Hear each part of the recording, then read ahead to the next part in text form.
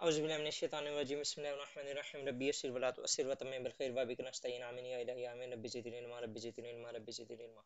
नाज़रीन, आज हमारा एक जनरल टॉपिक है, उसके ऊपर हम बात करेंगे इंग्लिश ऐसा डाटा फैचिंग और कलेक्टिंग टेक्निक्स। हमारे पास ना ऐसे आते हैं, फॉर एग्जांपल हम कहीं पर पढ़ रहे होते हैं, कहीं पर ट्रेनिंग कर रहे होते हैं, कहीं पर किसी मेंटोर के पास जा रहे होते हैं और वो हमें कोई टॉपिक देते हैं कि इसके ऊपर लिखो, लेकिन हमारे पास डाटा नहीं होता, हम डाटा कहाँ से लाएं। तो मैंने भी अक्सर अपने स्टूडेंट्स को कई बार कहा कि आप इसके ऊपर टॉपिक के ऊपर कुछ लिखें, तो वो वही एक यूजलेस सी थिंग्स जो होती हैं वो लिख के आ जाते हैं और वो फिर मुझे चेक करवाते हैं। अगेन मैं उसे क्रॉस करता हूँ तो फिर उनको डिमोटिवेशन भी होती है।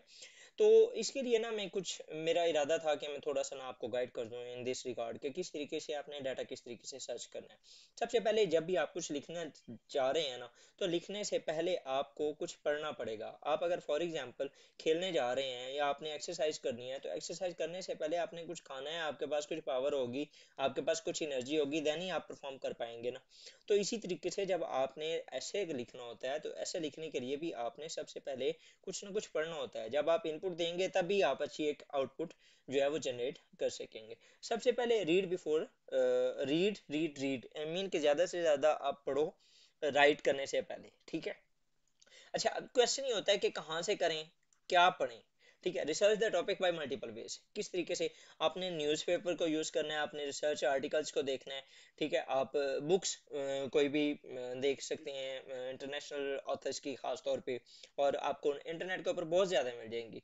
मैगजीन्स काफ़ी होती हैं, फॉरेन मैगजीन्स, इकोनॉमिस्ट हो गया, फॉरेन अफेयर्स हो गया, उसके अलावा वर्ल्ड टाइम्स का मैगजीन हो गया, इंटरनेशनल मैगजीन्स आप उनको कंसल्ट कर सकते हैं। YouTube lectures, webinar, seminars, conferences, multiple किस्म के आपके पास जो हैं वो अवेलेबल हैं चीज़ें। ठीक है, जिनको रिसोर्सेज हैं आप उनको यूज़ कर सकते हैं।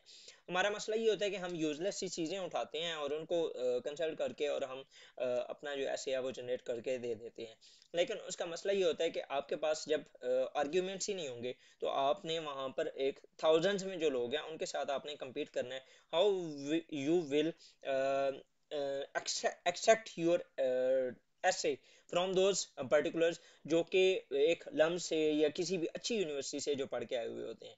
तो आपने अपने जो ऐसे है उसको अगर फॉर एग्जांपल उनसे डोमिनेट करना है, आपने अपने ऐसे को ऊपर लेके आना है, तो उसके लिए आपको एक्स्ट्रा हार्ड वर्क करनी पड़ेगी।